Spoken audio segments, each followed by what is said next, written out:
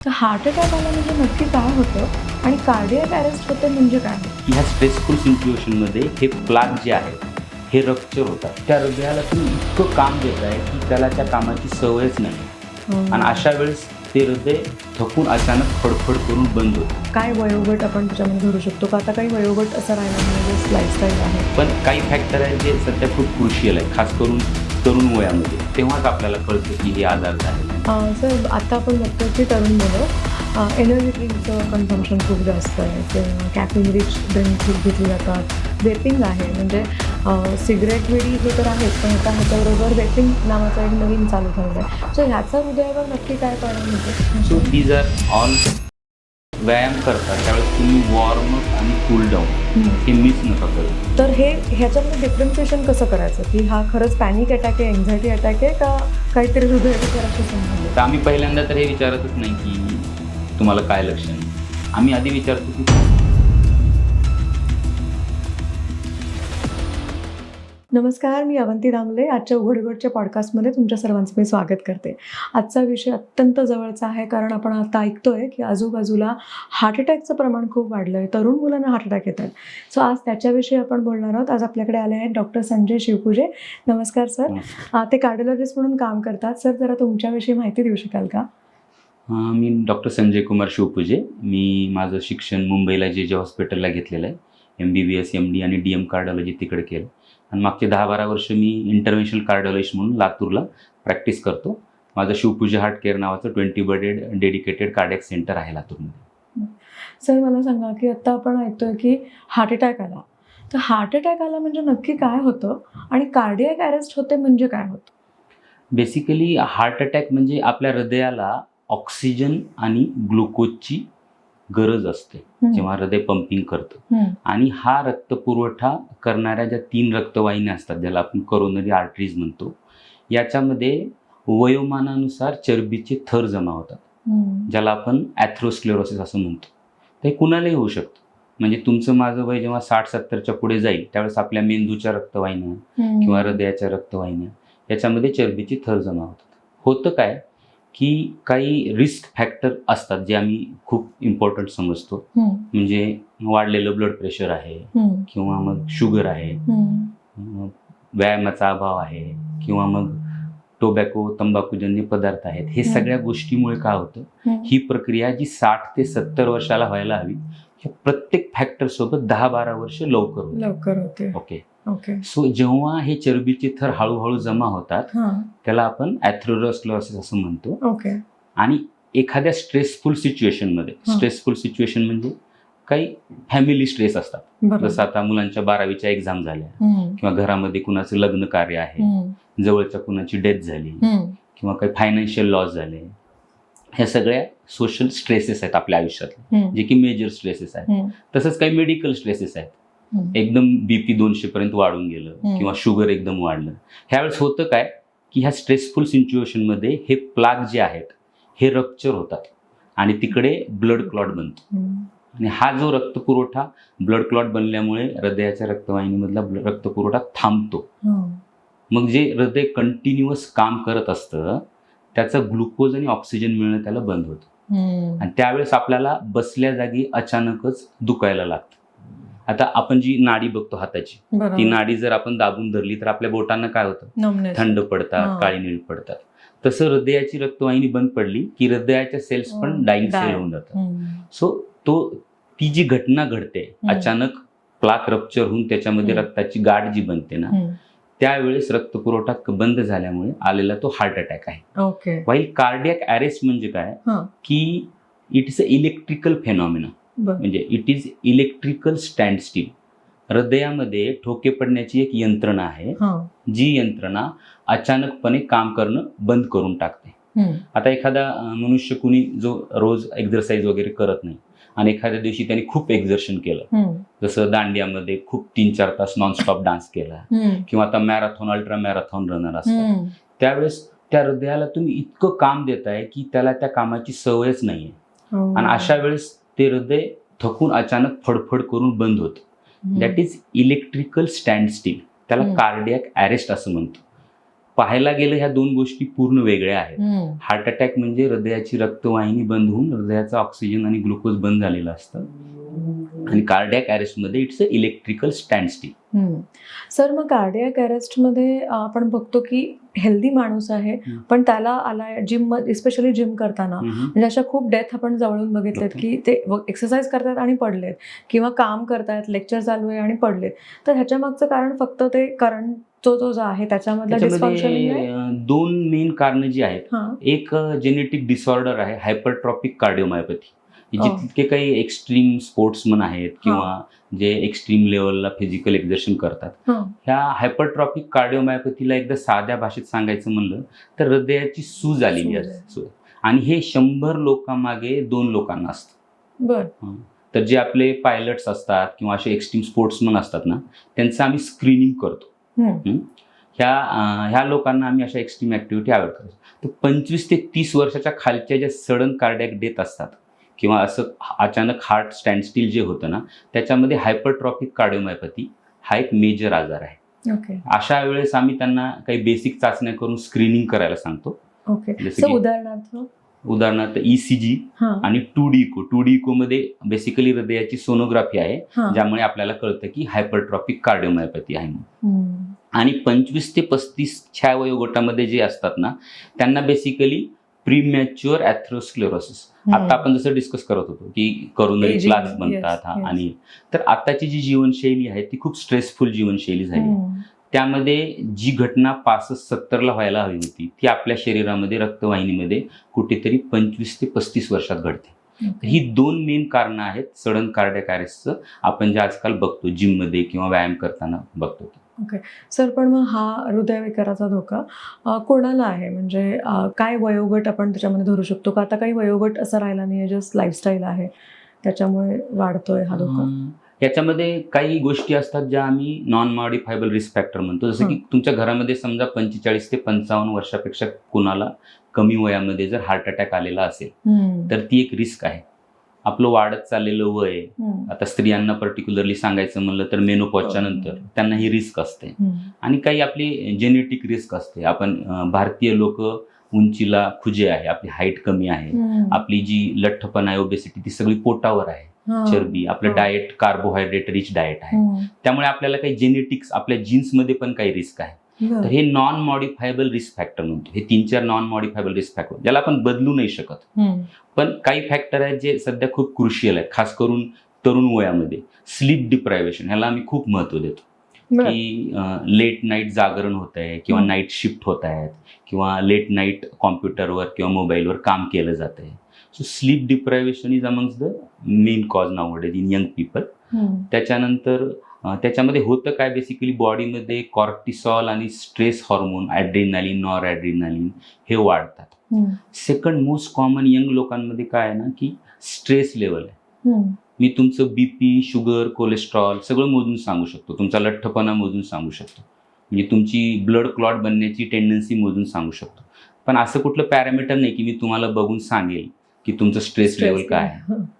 आणि दुसरा प्रॉब्लेम असा असतो की जो माणूस त्याच्यातून जात असतो ना, त्याला ते कळतच नाही की आपण स्ट्रेसमध्ये, म्हणजे तो ती इन्साईट लॉस होऊन जाते. सो हे 2-3 कारणं. आणि तिसरं सगळ्यात महत्त्वाचं यंग लोकांमध्ये मला वाटतं की टोबॅको प्रॉडक्ट्स जे सेवन असतं, म्हणजे आत्ताच आपण जसं डिस्कस करत होतो की तंबाखू, सिगरेट, बिडी किंवा ही रिस्क फॅक्टर आहेत. ही रिस्क फॅक्टर तरुण वर्गामध्ये खूप काम करतात. जे 30 ते 50च्या वयोगटात आहेत त्याच्यामध्ये ट्रॅडिशनल रिस्क फॅक्टर जास्त काम करतात. त्यामध्ये सगळ्यात जास्त महत्त्व आम्ही डायबिटीजला देतो. मेटाबॉलिक सिंड्रोम म्हणजे शुगर अनकंट्रोल्ड आहे आणि कोलेस्ट्रॉल वाढलेला आहे, ब्लड प्रेशर वाढलेलं आहे. हे सगळे फॅक्टर 30 ते 50 वयोगटामध्ये काम करतात. आणि 65-70 नंतर एज रिलेटेड रिस्क असते. म्हणजे 65 to 70 नंतर एज रिलेटेड रिस्क नेहमीच असते. सर, अशा कुठल्या सवयी आहेत का की ज्या म्हणजे आपल्या नॉर्मल आयुष्यामध्ये आपल्याला आहेत आणि त्याच्यामुळे आपण हृदयविकाराच्या जवळ जातोय, असं होऊ शकतं का? आता आपण जे डिस्कस केलं बेसिकली ही सगळी रिस्क फॅक्टर आहेत. ह्याच आपल्याला म्हणजे आपलं जे डाएट आहे, व्यायामाचा अभाव आहे, टोबॅको प्रॉडक्ट्स आहे, लेट नाईट वर्क्स आहेत, हे सगळे रिस्क फॅक्टर आहेत. ह्या जेव्हा आपल्या सोबत असतात त्यावेळेस आपली हार्टची रिस्क वाढते.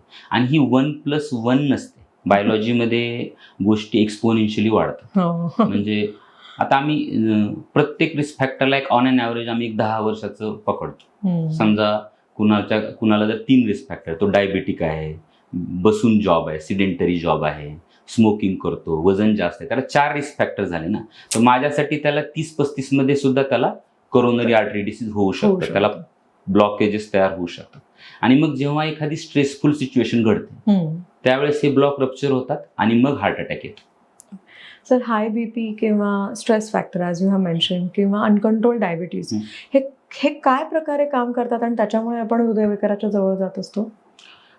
नॉर्मल फिजिओलॉजीमध्ये काय होतं ना, आपल्या 2ऱ्या ते 3ऱ्या दशकातच म्हणजे 20-30 मध्येच आपल्या रक्तवाहिन्याच्या आतमध्ये एंडोथिलियल नावाचं एक लेयर असतो जो आपल्या रक्तवाहिन्यांना प्रोटेक्ट करत असतो.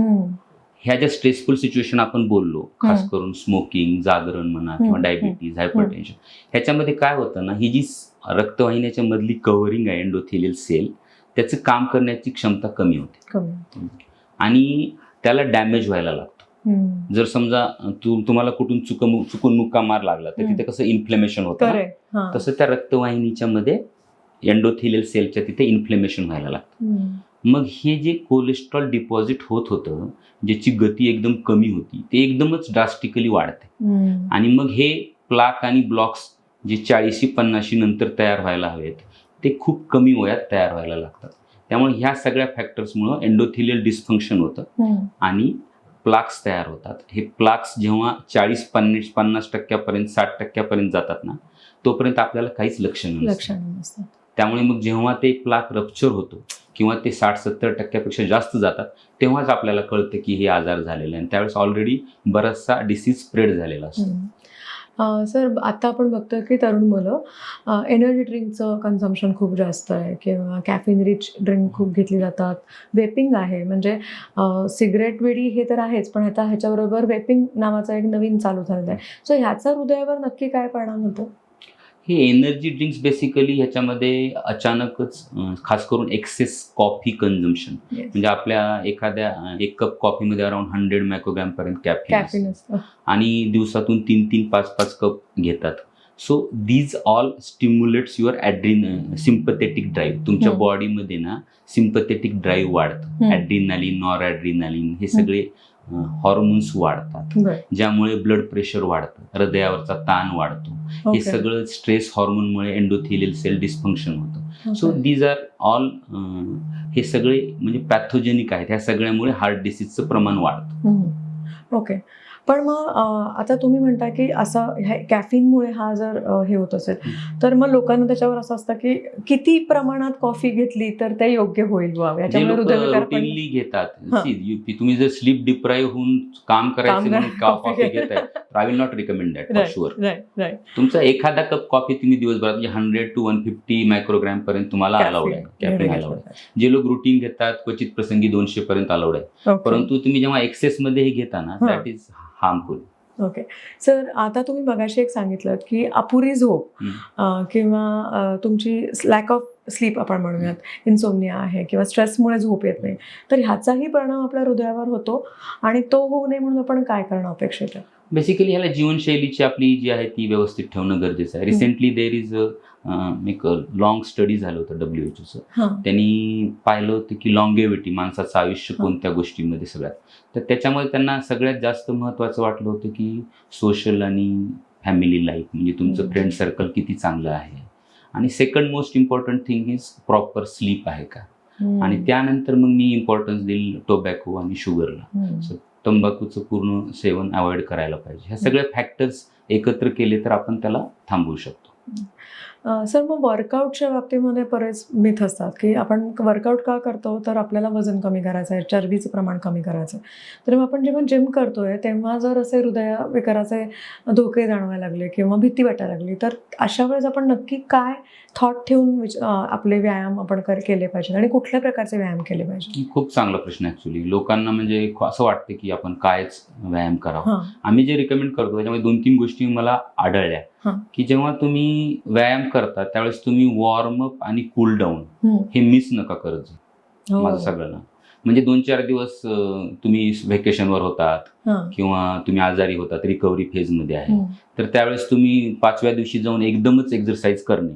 हं. जनरली आम्ही सांगतो की 5व्या-6व्या दिवशी तुम्ही फक्त वॉर्मअप स्ट्रेचिंग करा. हं. स्वतःच्या बॉडीला रिस्पेक्ट करायला शिका. हं. व्यायाम जे हार्टसाठी गरजेचं आहे ते आठवड्याला 150 मिनिट, म्हणजे रोजचं 30 minute for at least 5 days a week. Okay. आठवड्यातून 5 दिवस तुम्ही करा. 30 ते 35 मिनिट तुमच्या हार्टसाठी सफिशियंट आहे. ओके. आणि तुम्ही एरोबिक म्हणजे सगळ्यात साधं सिंपल फास्ट चालणे, ब्रिस्क वॉक. हं. तुम्ही जितकं फास्ट चालू शकता तितकं फास्ट न थांबता 30 ते 35 मिनिट जर तुम्ही चालाल तर ते हार्टसाठी खूप चांगलं असतं आठवड्यातले 5 ते 6 दिवस. ओके. पण नुसतं तुमचं एरोबिक व्यायाम केल्याने हां. तुमची वजन कंट्रोलमध्ये येत नाही. नाही. तुम्हाला वजन कंट्रोल करायला तुमचं डाएट पण तेवढंच सपोर्टिव्ह लागतं. ओके. सर, आपण जेव्हा एक्सरसाइजचा विचार करतोय तर एक्सरसाइजच्या बरोबर आता जर बघितलं तर कुठल्याही तुम्ही जिममध्ये गेलात तर पहिला तुमच्यावर जो काय म्हणूयात आघात होतो तो म्हणजे भरपूर सप्लिमेंट्सचा. तर सप्लिमेंट्स आणि त्याच्यामध्ये असणारे काही घटक, तर त्याचा परिणाम पण आपल्या हृदयाच्या आरोग्यावर होतो का? ॲक्च्युली सप्लिमेंट जेव्हा म्हणतो त्यावेळेस आपण त्याला सप्लिमेंट म्हणूनच घ्यायला पाहिजे. करेक्ट. जर आपल्या डाएटमध्ये प्रोटीनची रिक्वायरमेंट कमी पडतीये हां. आणि आपण खास काही ट्रेनिंग घेतोय काही स्पेशल ॲथलेटिक स्पोर्ट्ससाठी, तर त्यावेळेस आपण ते सप्लिमेंट म्हणून वापरू शकतो. दुसरं म्हणजे आपण काय घेतोय हे आपल्याला माहीत पाहिजे. हो. कारण की इंडियामध्ये काय आहे, म्हणजे तुम्ही जर प्रोटीन म्हणला तर तुम्हाला त्याचे हजारो ब्रँड मिळतील. सर तुम्हाला त्याचं नॉलेज पाहिजे की याचं कंटेंट काय आहे, याच्यामध्ये कार्बोहायड्रेट काय आहे, हे व्हे प्रोटीन आहे का, स्टँडर्डायझेशन काय आहे. म्हणजे मी रिकमेंड करेल की इट इज अ सप्लिमेंट. तुमचं डेली न्यूट्रिशन तुम्ही कॅल्क्युलेट करा करायला आणि त्याला जर डिफिसिट असेल तर तुम्ही स्टँडर्ड कंपनीचं जे काही बार कोडेड आहे, ज्याच्या बॅच कोडेड आहेत, अशा कंपनीचं सप्लिमेंट घेऊ शकता. तुम्हाला जर समजा किडनी डिसीज आहे किंवा दुसरे कुठले डिसीज आहेत, काही मेडिकल इलनेस आहेत, जसं शुगर आहे, डायबिटिक आहे, तर तुम्ही तुमच्या कन्सल्टंटला, डॉक्टरला कन्सल्ट करा की मी हे वापरू की नको म्हणून. ते तुम्हाला खरंच सल्ला देऊ शकतील काय आहे ते. पण आय विल पर्सनली माझ्या प्रॅक्टिसमध्ये मी हेच रिकमेंड करतो की जे काही नॅचरल फॉर्ममध्ये आहे you try to compensate with that only. Okay. आणि जर ते होत नसेल then we should go for supplement. फक्त एक आहे जे की विटॅमिन डी आणि कॅल्शियम जे आम्ही म्हणतो खास करून स्त्रियांमध्ये, की भारतीय लोकांमध्ये ॲक्च्युली आपण जी जीवनशैली जगतो, आपण पूर्ण कपडे कव्हर करून असतो, त्याच्यामध्ये विटॅमिन डीचं सफिशियंट आपल्याला सनराईजकडून मिळतच नाही. त्यामुळे ते आम्ही वर्षातून एकदा रिकमेंड करतो. आणि त्याचा सायंटिफिक डाटा सुद्धा आहे की हायपरटेन्शन आणि LVH स्ट्रोक सोबत ते कोरिलेट होतं. सो आम्ही विटॅमिन डी रिकमेंड करतो. तुम्ही कुठल्याही कार्डिओलॉजिस्टचं प्रिस्क्रिप्शन पाहाल तर तुम्हाला सापडेल. आणि स्त्रियांना कॅल्शियमची डिफिसिट असते पोस्ट मेनोपॉजल खास करून. सो हे सप्लिमेंट आम्ही रुटीनली रिकमेंड करतो सगळ्यांसाठीच. ओके. सर, मग आता कॅल्शियमबद्दल आपण बरेच वेळा ऐकतो की खूप कॅल्शियम झालं तर त्याच्यामुळे पण हृदयविकाराचा धोका आहे. तर हे खरंच आहे का? आणि ते असेल तर मग आपण कॅल्शियम निवडताना कुठल्या पद्धतीचं निवडावं? नाही, असं खूप कॅल्शियम झाल्याने हार्ट डिसीज होतो असं नाही. ॲक्च्युली जे आपण रिस्क फॅक्टर डिस्कस केले त्या रिस्क फॅक्टरमुळे प्लाक्स तयार होतात. आणि हे प्लाक्स जेव्हा प्लाकमध्ये रप्चर होतात किंवा त्याच्यामधल्या सेल डेथ होतात ना, किंवा अचानक त्याच्यामध्ये इन्फ्लेमेशन होतं, त्यावेळेस ते कॅल्शियम डिपॉझिट होतं. ते तुमच्या आहारातल्या कॅल्शियमशी रिलेटेड. तुमच्या आहारातल्या calcium can be related to your renal stone or something, not for heart disease. ते क्लिअर आहे. आणि सेकंड इज तुम्ही कॅल्शियम रिच फूड घ्या आणि तुम्हाला कमी पडत असेल तर तुम्हाला कॅल्शियम सप्लिमेंट घ्यायचे. सर, निरोगी हृदयासाठी तुम्ही कुठल्या 3 महत्त्वाच्या सवयी सांगाल की ज्या सगळ्यांनी इम्प्लिमेंट करायला पाहिजे? Exercise most important thing. रोजचं एक 30-40 मिनिटं तुम्ही एक्झरसाइज करा. Second most important is your diet. डाएटमध्ये आम्ही असं सांगतो की your diet should be rich in two, म्हणजे तुमची जर नॉर्मल थाळी जर तुम्ही विचार कराल तर 40 to 50% should be at least salads, fibres, salads, आणि 25% प्रोटीन. आपलं इंडियन डाएटमध्ये फार कमी असतं. आणि आम्ही स्मॉल फ्रिक्वेंट मील रिकमेंड करतो डाएटमध्ये. म्हणजे दिवसातून 3 ते 4 वेळा थोडं आहार घ्या असं सजेस्ट करतो. आणि 1 in 10 म्हणजे 10 जेवणामधलं 1 जेवण तुम्ही तुमच्या मनासारखं करू शकता. पण मग बाकी 9 वेळेस तुम्हाला नॉर्मल माणसासाठी हे आम्ही रिकमेंड करतो ज्याला कुठलं डिसीज नाही. So exercise, diet. आणि थर्ड इज सोशल लिव्हिंग. म्हणजे तुम्हाला एखादा छंद असावा, तुम्ही तुमचं सोशल ग्रुप असावा जो की तुमच्या प्रोफेशनशी, पर्सनॅलिटीशी रिलेटेड नाही आहे, ज्याच्यामध्ये तुमचा एखादा इंटरेस्ट असा, म्हणजे कुणाला गाणी ऐकायला आवडतं, कुणाला पुस्तकं वाचायला आवडतं. सो एखादा छंद बाळगावा, तुमचं सोशल सर्कल चांगलं असावं. सध्या आपल्या फॅमिली श्रिंक होत चालल्यात. So your best support is your friends only. So तुमची मित्र परिवार चांगला असावा आणि स्लीप तुमची शांत असावी. एक 6 ते 8 तास तर रोजची झोप गरजेची आहे आणि ती घ्यायलाच हवी. जर तुम्ही ह्या 2-3 गोष्टी पाळली तर मला नाही वाटत की हार्टचा आजार घडेल. आणि WHO सांगतं की फक्त आणि फक्त शुगर कंट्रोल केली आणि जर टोबॅको प्रॉडक्ट्स अवॉइड केले आणि जर आपण व्यायाम केला ना, तर जवळपास 100 मधले 80 ते 85% हार्ट अटॅक पूर्णपणे प्रिव्हेंट करू शकतो. सर, आता तुम्ही डाएटबद्दल सांगितलं, झोपेबद्दल सांगितलं. आता बऱ्याच वेळा असं होतं की सोशली लोक बाहेर जात आहेत आणि मग भेटत आहेत, त्यावेळेस अल्कोहोल कन्झम्पशन होतं. तर अल्कोहोलचा डायरेक्ट इम्पॅक्ट तुमच्या हार्टवर काय होत असतो आणि इज इट रेकमेंडेड? कारण का बरेच वेळा असं सांगितलं जातं की अमेरिकन हार्ट अटॅक असोसिएशननी पण सांगितलं की तुम्ही वाईन घ्या एखाद्या ग्लास. तर त्याच्याबद्दलचं मत सांगा. अल्कोहोल कन्झम्पशनचं प्रॉब्लेम काय आहे ना, की जे लोक ऑलरेडी अल्कोहोल घेत नाहीत ना, आम्ही त्यांना रिकमेंड नाही करत. एक्झॅक्टली. त्याचं मेन प्रॉब्लेम असा आहे की ते जे स्टँडर्ड डोस रिकमेंडेड आहे अमेरिकन हार्ट असोसिएशनचा, रेड वाईनमध्ये अँटीऑक्सिडंट असतात. ओके. सो 1 to 2 युनिट्स म्हणजे हार्डली फिमेलसाठी 1 युनिट म्हणजे that is 30 ml or something, आणि मेलसाठी 2 युनिट्स म्हणजे 45 ते 60 ml. ह्याच्यापेक्षा जास्त कन्झम्पशन नाही करायला पाहिजे. आणि आपल्याकडे जी अल्कोहोल कन्झम्पशनची पद्धत आहे ती काही खूप हेल्दी पद्धत नाही आहे. म्हणजे त्यामध्ये कोल्ड ड्रिंक मिक्स केलं जातं, सोबत फ्राईड फूड्स असतात आणि ते एम्प्टी स्टमक घेतलं जातं, म्हणजे सोबत प्रोटीन वगैरे नसतात. So this is wrong way to consume. So those who are not consuming, कुणी जे घेत नाही त्यांना आम्ही रिकमेंड करत नाही. जे लोक अल्कोहोल कन्झम्पशन करतात त्यांना आम्ही सांगतो की 1 युनिट म्हणजे हार्डली 30 ते 45 ml तुम्ही 24 तासामध्ये एक तुमच्या हार्टसाठी रेड वाईन प्रोटेक्टिव्ह असू शकते. ओके.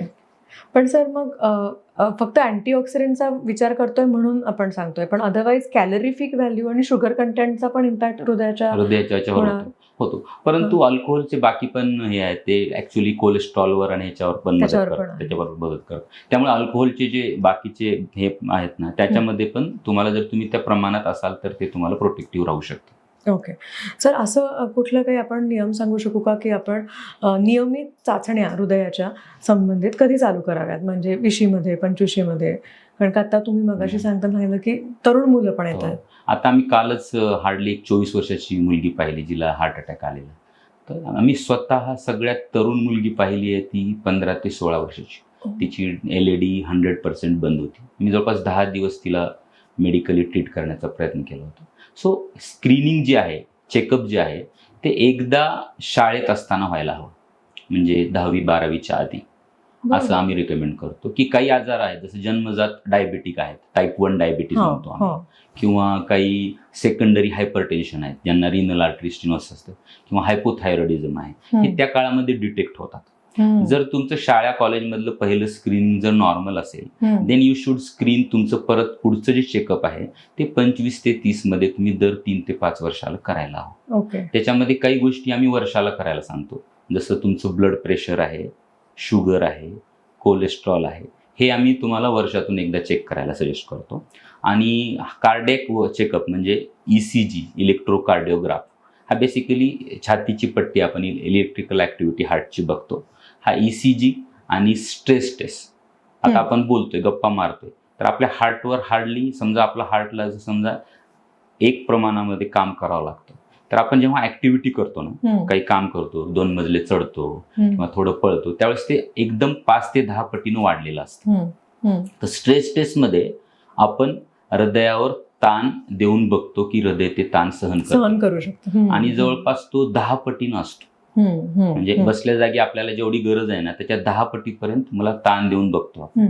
आणि हे काही स्टँडर्डायझेशन आहेत की बाबा आम्ही असं म्हणतो की आपल्या आयुष्यात किती जरी उतार चढाव आले तर ह्याच्यापेक्षा जास्त तुमच्या हृदयावर ताण पडणार नाही. सो तुम्ही जर एकदा स्ट्रेस टेस्ट निगेटिव्ह आहे तर तुम्ही पुढचे एक 3 ते 5 वर्ष निश्चिंत राहता की तुम्हाला हार्ट डिसीज नाहीये. पण काही लोकांना आम्ही, जसं खास करून डायबिटीस पेशंटला, आम्ही स्ट्रेस टेस्ट वर्षाला करायला, कारण की त्यांना बऱ्याच वेळा इस्चिमिया हा सायलेंट असतो, त्यांना कळत नाही त्रास झालेला, हा एक प्रॉब्लेम असतो. दुसरं असं असतं की त्यांच्यामध्ये डिसीज रॅपिड प्रोग्रेस होतो. हे जे टायमिंग आहे किती वर्षाला चेक करायचं, हे नॉर्मल माणसासाठी 5 वर्ष आहे, 3 ते 5 वर्ष. बीपी, थायरॉइड, लठ्ठपणा किंवा स्ट्रेसफुल लाईफ आम्ही त्याला 2 ते 3 वर्षाला चेक करा म्हणतो, स्ट्रेस टेस्ट. आणि डायबिटीस पेशंटला आम्ही म्हणतो की तुम्ही वर्षाला स्ट्रेस टेस्ट करून घ्या.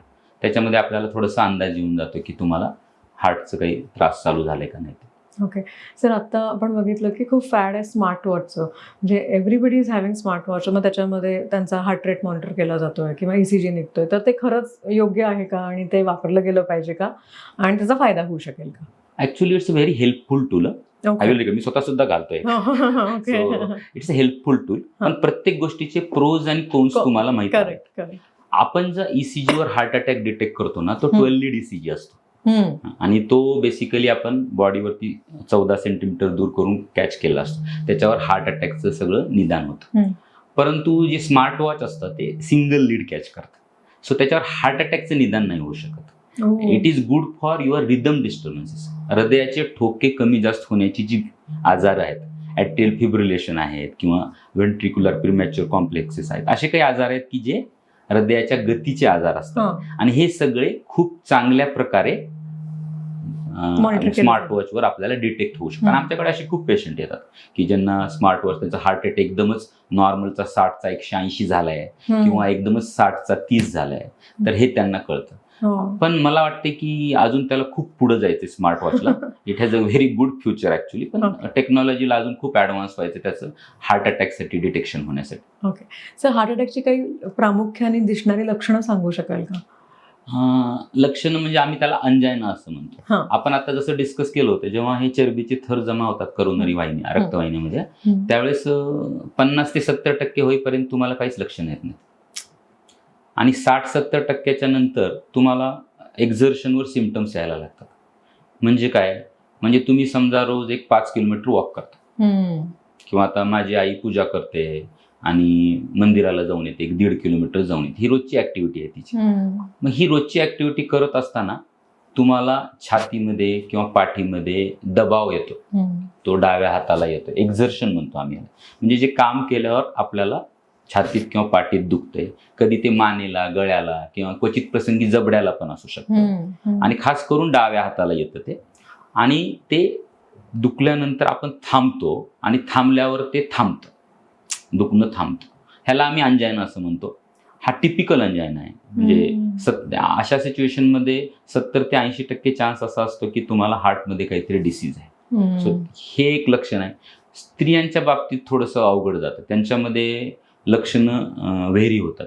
म्हणा त्यांना थकवा येणे किंवा गरजेपेक्षा जास्त घाम येणे आणि दम लागणे, धाप लागणे.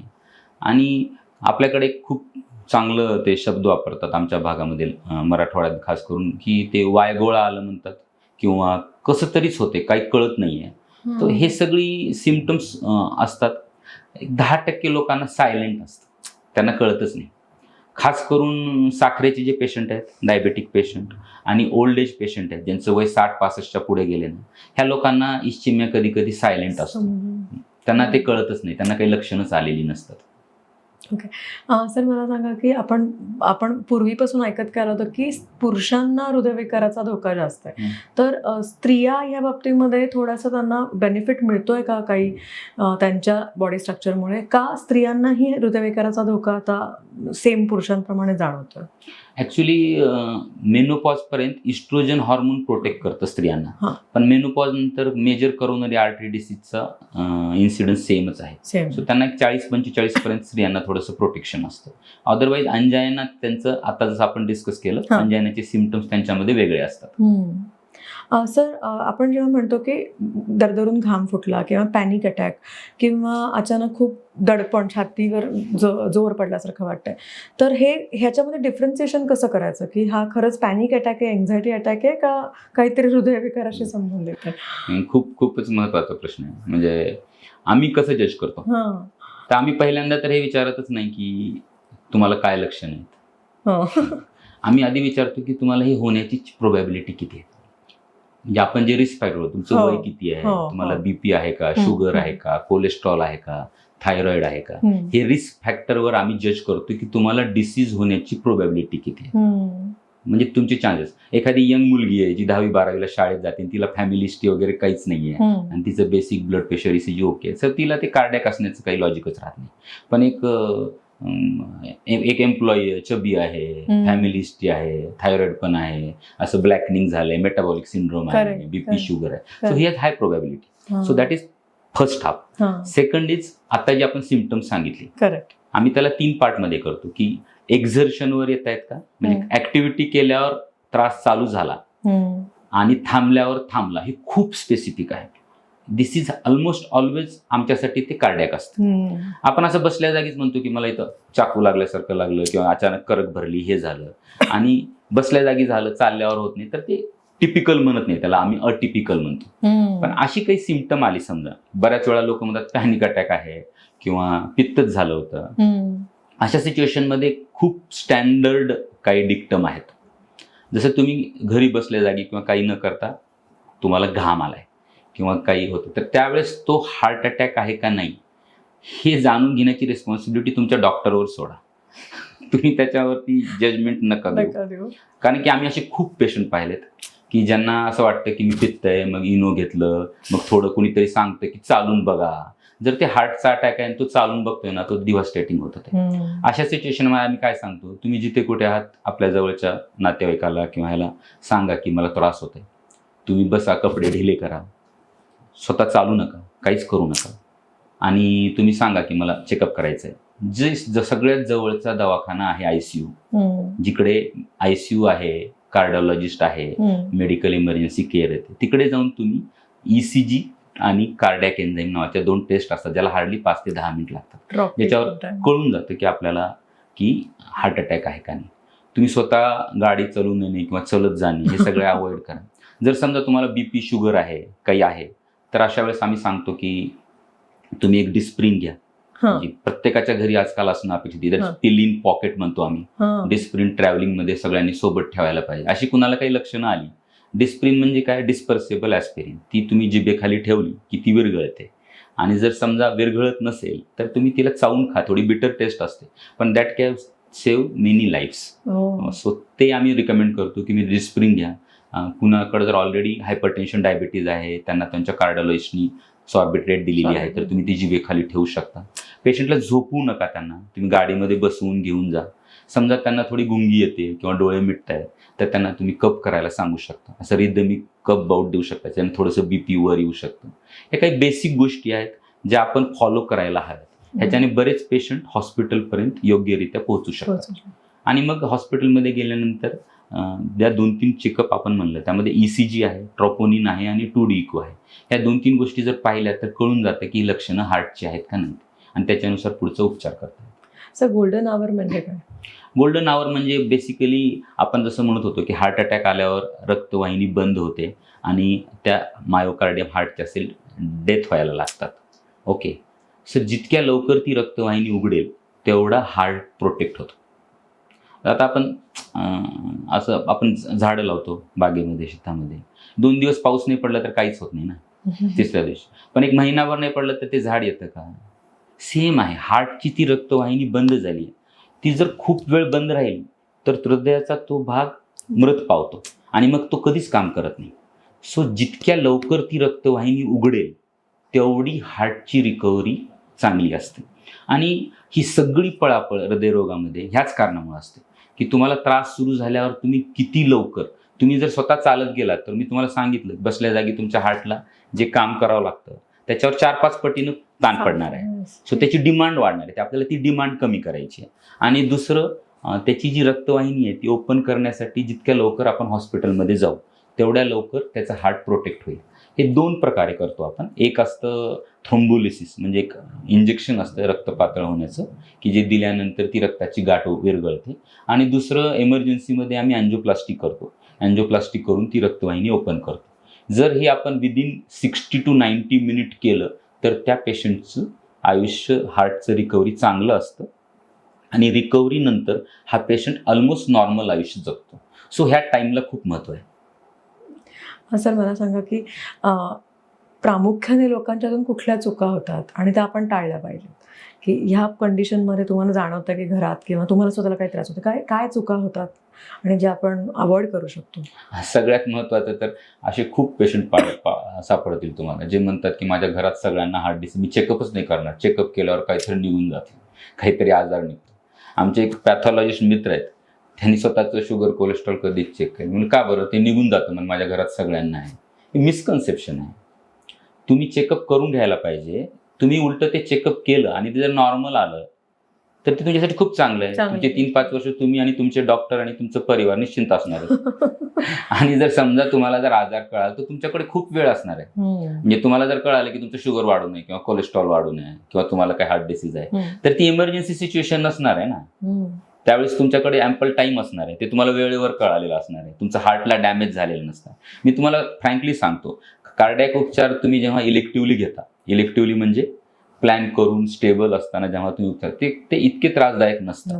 इमर्जन्सीमध्ये खूप कॅओस सिच्युएशन होतं, आपण प्रिपेअर्ड नसतो, पेशंटचं माइंडसेट प्रिपेअर्ड नसतं आणि पेशंटला ॲक्च्युली त्रास होत असतो आणि तुम्हाला डिसिजन घेण्याची खूप गडबड असते. अशा सिच्युएशनमध्ये ते हँडल करणं कधी अवघड असतं. माझा साधा सल्ला राहील की प्रत्येकानेच आपण आपले ज्यावेळेस अपेक्षित आहे त्यावेळेस रुटीन चेकअप करून घेणं अपेक्षित आहे. आणि दुसरं, तुम्ही सेकंड ओपिनियन, थर्ड ओपिनियन घेऊ शकता. कधी, ज्यावेळेस तुम्ही इमर्जन्सी सिच्युएशन नाही त्यावेळेस.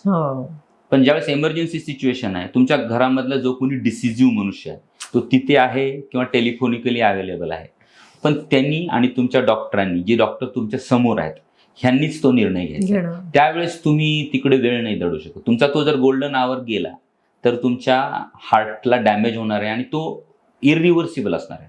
म्हणजे समहाऊ हार्ट एकदा कमजोर झालं आणि एका लेवलच्या पुढे त्याच्यामध्ये वीकनेस आली ना की त्याच्यामध्ये पार्शियल पण रिकव्हरी होणं अपेक्षित नसतं. सो ह्या 2 गोष्टी मी सगळ्यांना सांगेन. सर, CPR बद्दल सांगू शकाल का? कारण का आता जरा थोडासा अवेअरनेस यायला लागलाय. CPR आणि AED ह्याच्याबद्दल थोडीशी माहिती देऊ शकाल का? कार्डिओपल्मोनरी रिससिटेशन बेसिकली काय होतं, आपण आता सुरुवातीला 2 गोष्टी डिस्कस, हार्ट अटॅक आणि कार्डियाक अरेस्ट. तर कार्डियाक अरेस्ट म्हणजे इलेक्ट्रिकली हार्ट बेसिकली स्टॉप झाले, अशा सिच्युएशनमध्ये आपण कार्डिओपल्मोनरी रिससिटेशन देतो. CPR प्रत्येकालाच द्यायला यायला पाहिजे. आम्ही म्हणजे शाळेमध्ये वर्कशॉप घेतो, कॉलेजमध्ये वर्कशॉप घेतो, पब्लिक प्लेसमध्ये त्याचे लाईव्ह डेमॉन्स्ट्रेशन असतात. तर CPR कुणीही देऊ शकतो, त्याच्यासाठी तुम्हाला डॉक्टर असणं गरजेचं नाही आहे. CPR आपण CPR मध्ये करतो काय, आपल्या छातीच्या पिंजऱ्यामध्ये हृदय बसलेलं आहे आणि सगळ्यात महत्त्वाचे ऑर्गन जे आहेत, हार्ट, ब्रेन आणि किडनी. तर आपण हृदयाला छातीचा पिंजरा दाबून जवळपास मिनिटाला 100 वेळा हृदयाचं पंपिंग मॅन्युअली चालू करतो. हार्ट बंद झालेलं आहे पण आपण छाती दाबून हार्टचं पंपिंग चालू करतो, जेणेकरून मेडिकल हेल्प येईपर्यंत त्याच्या मेंदूला, हृदयाला आणि किडनीला रक्तपुरवठा मिळत राहील आणि ते व्यवस्थित राहतील. आजकाल तुम्हाला ट्रेनमध्ये, एअरपोर्टमध्ये, पब्लिक प्लेसेसमध्ये AED म्हणजे एक्सटर्नल डिफिब्रिलेटर असं म्हणतो. आपलं कॉम्प्युटर हँग झाल्यावर आपण काय करतो, काहीच डोकं नाही लावत, त्याला रिस्टार्ट करतो. आपण कधी विचार करतो का काय हँग झालंय, काय झालंय? नाही करत. लहान मुलं आता सगळे जेनझी तेच करतात. पण हार्ट जेव्हा अचानक स्टॉप होतं ना त्यावेळेस त्याला इलेक्ट्रिक शॉक देतो आम्ही. That is a restart mechanism. Drowning असेल, रोड ट्रॅफिक ॲक्सिडेंट असेल किंवा दुसरे कुठले इन्सिडेंट्स असतील, त्यावेळेस जर तिथे AED उपलब्ध आहे, ऑटोमेटेड एक्सटर्नल डिफिब्रिलेटर. ऑटोमेटेड म्हणजे त्याला वापरायला कोणीच डॉक्टर लागत नाही. एक्सटर्नल म्हणजे तुम्ही मधून काहीच करत नाही, बाहेरून पॅड लावतात. आणि डिफिब्रिलेटर बेसिकली ते शॉक देतो. आम्ही ICUत काय करतो तेच करतो आम्ही. आमच्याकडे नॉन ऑटोमेटेड आहेत, आम्ही स्वतः डिसाईड करतो कितीचा द्यायचा, काय द्यायचा, कसा द्यायचा शॉक. पण हे जे आहेत ही खूप चांगली डिव्हाइसेस, हार्डली ते तुमच्या पर्सपेक्षा पण लहान डिव्हाइस असेल, ते कुठेही पोर्टेबल असतं. सो तुम्ही इमर्जन्सी कॉन्टॅक्ट केला की ॲम्ब्युलन्स ते घेऊन येईल. तर ज्यावेळेस तुमचा CPR चालू असतो, AED आलं तर तुम्ही ते पॅड तिकडे लावणं अपेक्षित आहे आणि ते तुम्हाला लाईव्ह कमांड देतं की तुम्ही बाजूला व्हा. ते बीप करायला चालू करतं आणि विदिन 10 सेकंद ते शॉक देतं. प्रॉपर जर CPR भेटला तर त्या माणसाचं सर्वाईव्ह होण्याचे चान्सेस 2 ते 3 पटीनं वाढतात. सो घरातल्या कुणीही पॅनिक, आणि आमचा अनुभव काय, तुम्ही 10 वेळा CPRचं लेक्चर अटेंड करा, तुमच्या जवळच्या माणसाला जर असं काही झालं तर तुम्ही CPR नाही देऊ शकत. Because in emergency situation your cortex doesn't work. So demonstration is most important. आजकाल ते डमीज असतात जे आम्ही सगळीकडे कॅरी करतो आणि आमचं हे असतं की प्रत्येकाने तो CPR देऊन पाहायला पाहिजे तरच तो देऊ शकेल. तुम्ही तो व्हिडिओ पाहून लर्न नाही करू शकत. त्याचं आपण ॲक्च्युली त्याचे लाईव्ह वर्कशॉप होतात, खूप ठिकाणी होतात. पोलिसांना आणि पब्लिक सर्वंटला ऑलमोस्ट सगळ्यांनाच आजकाल गव्हर्नमेंट ट्रेनिंग देत आहे त्याचं. सर, अँजिओग्राफी आणि अँजिओप्लास्टी आणि बायपास या तिघांमध्ये थोडं समजावून सांगू शकाल का? ह्याच्याबद्दल गैरसमज. आता अँजिओग्राफी कधी करावी हा खूप कॉमन प्रश्न असतो. तर एक विषय आपण डिस्कस केला की हार्ट अटॅक आल्यावर काय करावं. तर अशा वेळेस मी सांगतो की हार्ट अटॅक आल्यावर तुम्ही जितकं लवकर अँजिओग्राफी करू शकाल, जर कार्डिओलॉजिस्ट उपलब्ध आहे, कॅथ लॅब आहे, पेशंट आयसीयू मध्ये ते आहे, तर तुम्ही ती लगेच करून घ्यायला पाहिजे. दुसरी सिच्युएशन असते क्रोनिक स्टेबल अंजायना. मी तुम्हाला सांगितलं की आधी तुम्ही 2 मजले चढत होता, आता चढूच शकत नाहीये, आता तुम्हाला थांबावं लागतंय, छातीत किंवा पाठीत जडपणा आलाय. तर अशा सिच्युएशनमध्ये आम्ही त्याला क्रोनिक स्टेबल अंजायना असतो. पहिली सिच्युएशन ही इमर्जन्सी आहे, त्याच्यामध्ये तुम्ही लगेच अँजिओग्राफी करून घेणं अपेक्षित आहे. सेकंड सिच्युएशन जी आहे ना, ती तितकी इमर्जन्सी नाही आहे. अशा सिच्युएशन आम्ही स्ट्रेस टेस्ट करतो, आम्ही 2D इको करतो, हार्टचं फंक्शन बघतो आणि सगळं जर व्यवस्थित असेल तर बऱ्याच वेळा आम्ही काही औषधं देऊन बघतो की पेशंटचा अंजायना रिलीव्ह होतो का ते. पण जर समजा औषधं घेऊन पण तुमच्या छातीतलं दुखणं कमी होत नाहीये किंवा तुमची स्ट्रेस टेस्ट पट्ट्यावर पडण्याची तपासणी पॉझिटिव्ह आलेली आहे, ह्या 2 सिच्युएशनमध्ये तुम्हाला अँजिओग्राफी करणं अपेक्षित आहे. हे तुम्ही इलेक्टिव्हली करू शकता, म्हणजे 2-5 दिवस 7 दिवस मागे पुढे करू शकतो आपण, ते प्लॅन करू शकतो. ह्या 2 सिच्युएशन मोस्ट कॉमन आहेत ज्याच्यामध्ये आपल्याला अँजिओग्राफीची गरज असते. तुम्हाला डॉक्टर त्याच्यामध्ये अँजिओग्राफीचा सल्ला देतो. अँजिओग्राफी म्हणजे काही उपचार प्रणाली नाही, ह्याच्यामध्ये फक्त आपण 99% वेळा आम्ही हातातून जातो आणि हार्टच्या रक्तवाहिन्यामध्ये औषध टाकून बघतो काही ब्लॉकेजेस आहेत का नाही. कधी क्वचित प्रसंगी पायातूनही जायची गरज पडू शकते. त्याच्यामध्ये आपल्याला निदान कळतं की 3 ज्या मेन रक्तवाहिन्या आहेत त्याच्यामध्ये काही ब्लड क्लॉट आहे का, काही ब्लॉकेज आहेत का. जर हार्ट अटॅक मेजर आलेला आहे तर 3 पैकी 1 रक्तवाहिनी 100% बंद असणं अपेक्षित असतं, जी की रक्ताची गाठ बनून बंद झालेली असते. अशा सिच्युएशनमध्ये आम्ही त्याला इमिजिएटली अँजिओप्लास्टी करण्याचा सल्ला देतो. अँजिओग्राफीचा रिपोर्ट आल्यानंतर जी उपचार प्रणाली आहे ते 3 प्रकारे आम्ही पेशंट ट्रीट करतो. एखाद्या पेशंटला 1 किंवा 2 ब्लॉक आहेत आणि ते 60-70% कमी आहेत, तर त्याला आम्ही ऑप्टिमल मेडिकल ट्रीटमेंट म्हणजे काही औषधं देतो ज्याच्यावरती त्याचा त्रास कमी होतो आणि ते ब्लॉकेजेस स्टेबिलाईज होतात, 10-20% रिग्रेस होतात आणि पेशंट नॉर्मल आयुष्य जगतो.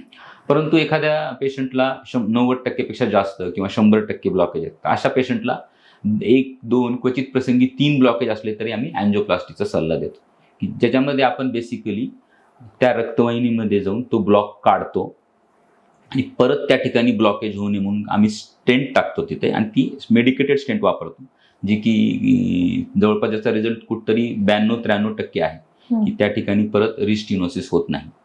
ज्या पेशंटला मेन रक्तवाहिनीच्या तोंडालाच आजार आहे किंवा 3-4 पेक्षा जास्त ब्लॉकेज आहे किंवा त्याला डायबिटीज आहे, शुगर आहे, अशा सिच्युएशनमध्ये आम्ही पेशंटला बायपास सर्जरीचा ऑप्शन देतो. बायपास म्हणजे काय? बायपास म्हणजे बेसिकली आहे त्या रक्तवाहिन्या तशाच ठेवून आपण दुसऱ्या रक्तवाहिन्या जोडतो. अँजिओप्लास्टी म्हणजे आहे तीच रक्तवाहिनीमधला ब्लॉक काढून आपण त्याला दुरुस्त करतो. त्यामुळे 2-3 ठिकाणी ब्लॉक असतील तर आपण त्याला अँजिओप्लास्टीने टॅकल करू शकतो. पण पूर्ण रक्तवाहिनीच डिसीज आहे किंवा मेन रक्तवाहिनीच्या तोंडाला किंवा पुढेच आजार असेल ना, अशा सिच्युएशनमध्ये आम्ही बायपास सर्जरी करण्याचा सल्ला देतो. सर, बीपी किंवा कोलेस्ट्रॉल याविषयीच्या गोळ्या ज्या असतात पेशंट मनाने बंद करतात किंवा रक्त पातळ व्हायच्या गोळ्या, माझ्या घरातलीच हिस्ट्री आहे की रक्त पातळ व्हायच्या गोळ्या बंद करून टाकल्या की नाही आता काही गरज वाटत नाही, स्वतःच ठरवतात. त्याचा धोका किती आहे? म्हणजे ब्लड थिनर्स जे आहेत ना, ती अनलेस तुम्हाला हार्टचं अटॅक आलेला आहे किंवा क्वचित प्रसंगी पॅरालिसिससाठी तीच औषधं वापरली जातात. हार्ट अटॅक किंवा लकवा मारलेला आहे किंवा तुम्हाला करोनरी आर्टरी डिसीज आहे, ह्याच्याशिवाय कुणी सुरू नाही करत. आणि जर अशी डिसीज एस्टॅब्लिश आहे आणि तुम्हाला जर ब्लड थिनर चालू आहेत तर तुम्ही ते डॉक्टरांच्या सल्ल्याशिवाय बंद करणं अपेक्षित नाही आहे. महिन्याला मी कमीत कमी 2 तरी हार्ट अटॅक पेशंट असे बघतो की ज्यांनी एक 10 दिवसापूर्वी 15 दिवसापूर्वी गोळ्या संपल्या, आणायच्याच राहिल्या किंवा दाताच काढायचा होता म्हणून 3 दिवस बंद केली, मग सुरू करायचीच राहिली, किंवा डोळ्याच्या ऑपरेशनला आम्ही बंद करायला सांगितल्या 2-3 दिवस आणि त्याच्यानंतर चालूच नाही केल्या, कारण की त्या गोळीचा इफेक्ट 5-7 दिवस राहतो शरीरामध्ये. आणि मग असे पेशंट खूप पाहायला मिळतात. कॉम्प्लायन्स खूप क्रुशियल आहे. तुम्हाला जीवनशैली फॉलो करायचीच आहे, पण हे सगळं करून तुम्हाला औषधं वेळेवर घ्यायचीच आहेत. आम्ही पेशंटला एक नेहमी सांगत असतो की तुम्ही गोळ्या घेतल्याचा फायदा हा फार्मा कंपनीला म्हणू शकतो आपण, पण तुम्हाला फायदा हा BP, शुगर, कोलेस्ट्रॉल नियंत्रणात राहिल्याचा आहे. मी 2 वर्ष झालं गोळी घेतोय BPची सर, पण तुमचं जर BPची गोळी घेऊन BP 180-100 आहे, किंवा जर तुमचं शुगरची गोळी घेऊन इन्सुलिन घेऊन तुमचं शुगर जर 300च्या खाली येतच नाहीये, सो तुम्हाला त्याचं बेनिफिट नाही आहे. तुम्हाला बेनिफिट त्या औषधाचं नाही आहे, तुम्हाला बेनिफिट ते शुगर, ते कोलेस्ट्रॉल आणि ते ब्लड प्रेशर नियंत्रित ठेवण्याचं आहे. त्याच्यासाठी तुम्हाला तुमच्या डॉक्टरांनी जसं सांगितलंय 3 महिन्याला 6 महिन्याला, काही पेशंटला आम्ही वर्षाला सांगतो स्टेबल पेशंट, त्यावेळेस ते चेक करून घेणं अपेक्षित आहे. त्या 2 गोष्टी खूप महत्त्वाच्या आहेत. कॉम्प्लायन्स म्हणजे औषधं वेळेवर घेणे, डॉक्टरांनी सांगितल्याशिवाय बंद न करणे, आणि दुसरं सगळ्यात महत्त्वाचं म्हणजे तुमचं जे फॉलोअप आहे, तुम्हाला डॉक्टरांनी जसं सांगितलंय त्यावेळेस तुम्ही रेग्युलर जाऊन फॉलोअप देणे, हे तेवढंच क्रुशियल आहे. तुम्हाला जर मध्ये काही सिम्पटम्स आले, आमच्याकडे खूप म्हणजे काही आजी आजोबा इतके चांगले असतात ना की त्यांना कळतं की अरे माझं 15 दिवस आता जसं वारी झाली, दिंडीला जाऊन आले, मला सर्दी झाली, हे होते, मला थकवा वाटतोय, सर माझं BP आणि शुगर चेक करून घ्या. म्हणजे असे पण सजग पेशंट सुद्धा असतात आणि आम्हाला बघून खूप छान वाटतं. म्हणजे त्यांना स्वतःलाच कळतं. म्हणजे मला त्यांना मग 3 महिन्याला बोलवावं नाही वाटत, मी त्यांना 6 महिन्याला वर्षाला बोलवतो. मला माहिती आहे त्यांना थोडं काही त्रास झाला तर येतात. आणि असे जे रुग्ण असतात त्यांना इमर्जन्सी सिच्युएशन उद्भवत नाही. सर, आता तुम्ही मगाशी बोलताना सांगितलं की व्हायरल इन्फेक्शन नंतर थ्रोम्बोसिसचा धोका जास्त वाटतो, तर खरंच असं आहे का? म्हणजे पोस्ट कोविड हा धोका जास्त वाढल्यासारखा वाटतो का? पोस्ट कोविड अराउंड 5 ते 6 महिन्यामध्ये किंवा वर्षभरामध्ये सांगायचं म्हणलं तर लाख लोकांमध्ये 5-6 लोकांना रक्ताच्या गाठी बघण्याचं प्रमाण, ते सगळ्यासाठीच लर्निंग होतं, खूप मोठं लर्निंग होतं. आता आमचं अंडरस्टँडिंग असं आहे ना की तुम्ही कुठल्याही व्हायरल इलनेसमधून जेव्हा रिकव्हर होता त्यावेळेस तुमच्या बॉडीच्या काही डिमांड्स असतात. तुमचं हायड्रेशन, तुम्हाला नुसतं 1 डिग्रीने जरी ताप वाढलेला असेल ना तर तुमचं पाण्याचं इंटेक त्या प्रमाणात वाढलेलं पाहिजे. आणि तुम्ही ताप असलेला असं खायला प्यायला नको म्हणतो. आपले जुने लोक सांगतात अरे काहीतरी लिक्विड, तर तुमचं लिक्विड इंटेक व्यवस्थित आहे का? तुम्ही रिकव्हरी फेजमध्ये रेस्ट केलंय का? तुमचं स्लीप पॅटर्न व्यवस्थित आहे का? नाहीतर 2 दिवस ताप होता म्हणून मी काही औषधं घेतली ना, आता माझं सगळं पेंडिंग काम आहे म्हणून 3ऱ्या दिवशी मी ओव्हरबर्डन जाऊन काम करते. सो तुम्ही पूर्ण रिकव्हर झाला नाही, तुमच्या बॉडीमध्ये इन्फ्लेमेशन अजून पण आहे. म्हणजे CRP लेवल वाढलेली आहे, काही आम्ही रक्ताच्या पेशी बघतो, पांढऱ्या पेशी, त्या अजून नॉर्मल झालेल्याच नाही आहेत. आणि त्या सिच्युएशनमध्ये तुम्ही एक्झर्शन करता, म्हणजे तुमची बॉडी ऑलरेडी रिकव्हरीमध्ये आहे, इन्फ्लेम आहे, आणि त्याच्यामध्ये तुम्ही एक्झर्शन करता. ह्यावेळेस काय होतं, नॉर्मल माणसाला काहीच होत नाही.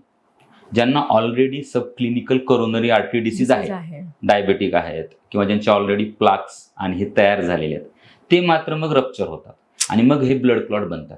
आणि हे पोस्ट व्हायरल जनरली आम्ही पाहतो की जेव्हा व्हायरस इलनेसची काही याची साथ होऊन जाते ना, याच्या रिकव्हरी फेजमध्ये हे पेशंटचं जे असे पेशंट येतात हार्ट फेल्युअरमध्ये किंवा त्याचं टेम्पररी त्याचं इन्सिडन्स वाढलेलं असतं. आणि मला असं वाटतं की आपण बॉडीला रिस्पेक्ट नाही करत.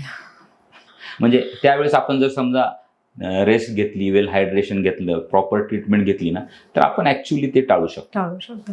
सर, 25शीतल्या तरुणांना काय सांगू शकाल? म्हणजे तरुणींना तुम्ही काय सल्ला देऊ शकाल की हृदयविकाराचा धोका टाळण्यासाठीचा? मी त्यांच्या आयुष्यातल्या सगळ्या प्रॉब्लेमचं एकच सोल्युशन सांगतो की तुम्ही झोपत जाऊन 6 ते 8 तास तुम्हाला शांत झोप लागते. आठवड्यातले 5 ते 6 दिवस शांत.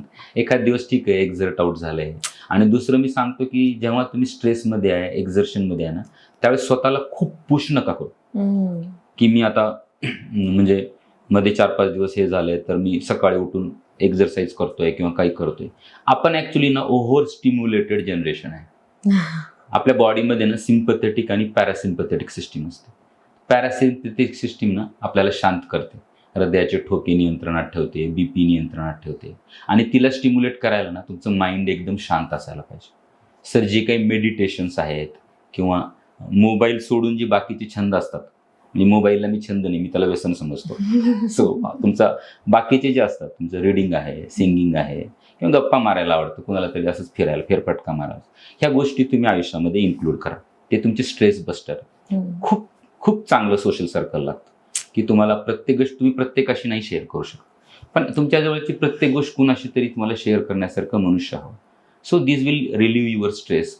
आणि आपण ॲक्च्युली आपल्या समाजाचंच हे चूक आहे समजायला पाहिजे की टीनेजपेक्षा पण कमी वयामध्ये ॲडिक्शन लागतं.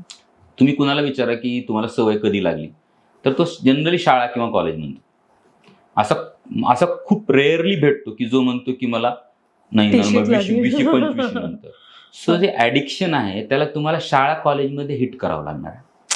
तुम्ही त्याला 20-30 मध्ये सांगून त्याला रिहॅब सेंटरला पाठवायचा विषय नाही आहे. तुम्ही त्याला शाळा कॉलेजमध्ये टार्गेट करायचं. ह्या 2-3 गोष्टी जर केल्या ना, तर मला वाटतं की तरुणांमध्ये याचं, आणि ॲक्च्युली आता नवीन जनरेशन ती आपल्यापेक्षा जास्त मला अवेअर आणि सेन्सिटिव्ह वाटते. आपण कुठतरी चुकतोय की त्यांना आपण तो प्लॅटफॉर्म, ती माहिती त्यांच्यापर्यंत पोहोचू पुरेशी देत नाही. कारण की ते ब्लाइंड फॉलोअर्स नाही आहेत. ते विचारतात. माझी मुलगी हार्डली ती 5वीला आहे, ती मला सगळं विचारते हे काच करायचं म्हणून. सो आपण त्यांना जेव्हा व्यवस्थित सांगू ना तेव्हा ते फॉलो करते. आता तरुणांविषयी सांगितलं थोडंसं, आता आपल्या जनरेशन विषयी म्हणजे 40 ते 50 वयोगट किंवा 35 ते 50 वयोगट ह्याच्यासाठी काही महत्त्वाचे तुम्ही सल्ले देऊ शकाल का की हे बदल करा जेणेकरून आपण आपलं आरोग्य जपू शकू? खूप म्हणजे this is we call it a fertile age. म्हणजे पुढची जनरेशन आणि मागची जनरेशन तुमच्यावर अवलंबून आहे. सो तुम्हाला वेळच नसतो. 30तले 50तले जे आहे त्याला वेळच नसतो. मी माझे जेवढे मित्र किंवा पेशंट आहेत ना, मी त्यांना विचारतो कसंच करता तुम्ही मॅनेज. टाईमच नसतो म्हणतात. सो तुम्ही रोज आंघोळ करता, रोज नाश्ता करता, रोज जेवता, पूजेला करता, एकादशी पाळता, तर तुमचं व्यायाम आणि आहार तुम्हाला करायचं आहे. त्याला एक्सेप्शन नाही. तुमचं व्यायाम, एक्झरसाइज, डाएट आणि तुमचं रुटीन चेकअप तुम्ही नाही मिस करू शकत. तुम्ही हेल्दी राहाल तरच तुमची पुढची जनरेशन तुम्ही त्यांना सगळं पूल करणार आहे. तुमच्यावर खूप लोक डिपेंडंट आहेत. आणि health is not about physique. तुमचं मेंटल सोशल हेल्थ तेवढंच महत्त्वाचं आहे. आम्ही जे हॉस्पिटलला होतो त्याचं अँथम होतं मेन्स साना इन कॉर्पोर साना. म्हणजे हेल्दी माइंड आणि हेल्दी बॉडी एकत्र राहतात. तुमचं बॉडी आणि माइंड दोन्ही हेल्दी असेल ना तर ते एकमेकांसोबत राहतात. So you to be healthy. तुम्ही तुमचं डाएट फॉलो करा, एक्झरसाइज फॉलो करा आणि तुमचे जे चेकअप्स आहेत तुम्ही ते रेग्युलर घेत जा. सर थोडंसं रॅपिड फायर घेऊयात आपण. म्हणजे तुम्ही चूज करा, वॉकिंग की रनिंग? मी वॉकिंग सांगेल, पण दोज हू आर यंग ना दे कॅन रन. ऍक्च्युली मी स्वतः खूप रन करतो. मी हाफ मॅरेथॉन बरेचसे केलेले आहेत. सातारा मॅरेथॉन केलेले. पण walking is for everyone. Brisk walk, will say brisk walk, not leisure walk, brisk walk. असं लिफ्ट की स्टेअर्स? स्टेअर्स. घी की रिफाइंड ऑइल? बॅलन्स आउट करावं लागेल तुम्हाला. म्हणजे घी आम्ही एखादा चमचा सांगतो 24 तासामध्ये, but oil you should have balance out. Okay. Sir wrist watch म्हणजे आपण स्मार्ट वॉच म्हणतोय ते खरंच हेल्पफुल असेल का? हा, हेल्पफुल आहे. मला तर वाटतं हेल्पफुल आहे. माझ्या ते खूप पेशंट्स आम्ही पाहतो आणि त्याला खूप पुढे जायचंय अजून. स्मार्ट वॉचला खूप पुढे जायचंय अजून, बट एक दिवशी ते जाईल त्या लेवलला. सर कुटुंबाच्या आरोग्याच्या दृष्टीने 2 महत्त्वाचे सल्ले देऊ शकाल का की अख्ख्या कुटुंबाने, म्हणजे ज्याच्यामध्ये लहान मुलं असतील, मध्यम वयाची माणसं असतील आणि थोडीशी वयस्कर माणसं असतील? तुम्ही दिवसातून 2 ऍक्टिव्हिटी तरी सोबत करत जा. 2 ऍक्टिव्हिटी? 1 किंवा 2. मी थोडंसं पुशी आहे त्यामुळे 2 म्हणतोय मी. पण ऍटलिस्ट म्हणजे तुम्ही ब्रेकफास्ट, लंच किंवा डिनर किंवा संध्याकाळी तुम्ही पोस्ट वॉक करा किंवा तुम्ही एखादा गेम खेळा किंवा दिवसातून एखादी ऍक्टिव्हिटी तरी तुम्ही सगळ्यांनी एकत्र करा. त्याच्यामध्ये तुमचं सगळ्यात लहानात लहान जे आहे 2-3 वर्षाचं बाळपासून ते सगळ्यात सिनियर जे आहे 70-80 वर्षाचं आजी आजोबा, त्या सगळ्यांना इन्व्हॉल्व्ह करून करा. आणि दुसरी हे कल्चर आहे. म्हणजे लाईफस्टाईल इज अ कल्चर. ते तुम्ही जर रुळवलं ना स्वतःमध्ये तर ते पुढच्या पिढीला पण हे होतं. मुलं आपल्याला ब्लाइंडली फॉलो करत नाहीत, पण आपल्याला बघत राहतात. सो आपण जे करतोय ना, माझ्या हातात जर मोबाईल असेल तर ऑब्व्हियसली माझ्या मुलीच्या हातात मोबाईल असणार. मग ते आजी आजोबाकडे पण तो जाणार आहे. So when we are at home, be at home. तर माझा सल्ला हे राहील की हे तुम्ही स्वतः जेव्हा फॉलो कराल ना त्यावेळेस ते फॅमिलीमध्ये सगळ्यांमध्ये येऊन जाईल. That will be there will be nothing like that. म्हणजे तुम्हाला स्ट्रेसच येणार नाही. मग असं प्रत्येक भारतीयाने आचारायला पाहिजे, म्हणजे स्वतःच्या वागणुकीत बदल करायला पाहिजे, असे कुठले 2 महत्त्वाचे बदल सांगू शकाल? सगळ्यात महत्त्वाचं मी डी ॲडिक्शन सांगेल. खूपच प्रॉब्लेमॅटिक आहे ते. म्हणजे टोबॅको प्रोडक्शन हे सगळं, म्हणजे ह्याच्यामध्ये प्रत्येक लेवललाच इंटरव्हेन्शन व्हायला पाहिजे. स्कूल, कॉलेज, गव्हर्नमेंट, फॅमिली, मित्र. Nobody should be an addict. That is most important. Stress buster, stress is most crucial. तुम्हाला स्ट्रेस बसतं म्हणजे प्रत्येक जण पर्सनली रिलेट नाही करू शकत. आता सोशल इव्हेंट्स असतात काही, आता जसं नाटक आहे किंवा एखादं गव्हर्नमेंटचे काही फेस्टिवल्स होतात, तर ह्या सगळ्या गोष्टी आहेत ज्या स्ट्रेस बस्टर्स आहेत. तर ह्या गोष्टी पण तेवढ्याच महत्वाच्या आहेत. सो तुमचं जीवनशैली फॉलो करताना तुमच्या आयुष्यामध्ये स्ट्रेस येणार नाही, आणि आला तर तो तुम्ही शेअर करू शकता किंवा रिलीव्ह करू शकता. कारण की अचानक तर स्ट्रेस येतो. जर मला परीक्षेत मार्क नाही पडले, माझ्या मुलीला नाही पडले, तर ती रडणारच आहे ना. पण जर तिच्या आईबाबांनी तिला नाहीच समजावलं तर तिला मग ती महिनाभर तेच वाटत राहील. मी जर तिला असं म्हणलं की नाही तुलाच कमी पडले, मग तिला ते महिनाभर वाटेल. पण जर तिला तेवढाच वेळ वाटून गेलं ना तर शी विल बी नॉर्मल. सो स्ट्रेसमध्ये पण क्रोनिक स्ट्रेस जो बिल्डअप होतो तो खूप त्रासदायक असतो. सो आम्ही असं सांगतो की तुमचं स्ट्रेस लेवल हे राहा. मी म्हणजे, आणि गव्हर्नमेंट ऍक्च्युली त्याच्या परीने प्रयत्न करते, पण हे गव्हर्नमेंटचं काम नाही, हे सोसायटीचं काम आहे. मी पाहिलंय की काही हेल्थ क्लब्स आहेत, सोसायटीज आहेत, ज्या जे ग्रुप्स आहेत, खास करून सिनियर सिटीजनचे, ह्याच्यामध्ये सगळ्यात हिटिंग ना 30 ते 50 वाले आहेत. खरंच. त्यांना असं वाटतं की हे जग आमच्या खांद्यावर आहे आणि आम्ही उचलल्यावरच ते चालणार आहे. म्हणजे मला पर्सनली असं वाटतं की आपण रेस्पॉन्सिबिलिटी शेअर करावी. म्हणजे आपली फॅमिलीज छोट्या होत चालल्यात, पण आपण रेस्पॉन्सिबिलिटी शेअर कराव्यात आणि प्रायोरिटाईज पाहिजे. Health should be in your list high up. बाकी सगळ्या गोष्टी जशा आहेत ना तसं हेल्थ शुड बी, कारण तुम्ही असाल तरच तुम्ही सगळ्यांना हेल्प आउट करू शकाल. Yes, thank you so much sir. खूप खूप छान. कारण का हृदयविकाराविषयी भीतीच खूप जास्त असते लोकांच्या मनामध्ये, तर तुम्ही त्याच्याविषयी एक वेगळा दृष्टिकोन दिला आहे आम्हाला. आणि मला माहिती आहे की प्रेक्षकांना हा एपिसोड नक्की आवडणार आहे. तुमचे काही प्रश्न असतील तर तुम्ही नक्की कमेंटमध्ये कळवा, आणि आपण सरांना परत एकदा बोलूयात लातूरून, की परत आम्हाला थोडंसं अजून अवेअरनेस क्रिएट करायचं आहे, आणि त्याच्याबद्दल आमच्या मनात काही डाऊट असतील तर ते परत आपण दूर करूयात असं मला वाटतं. Thank you so much sir. धन्यवाद.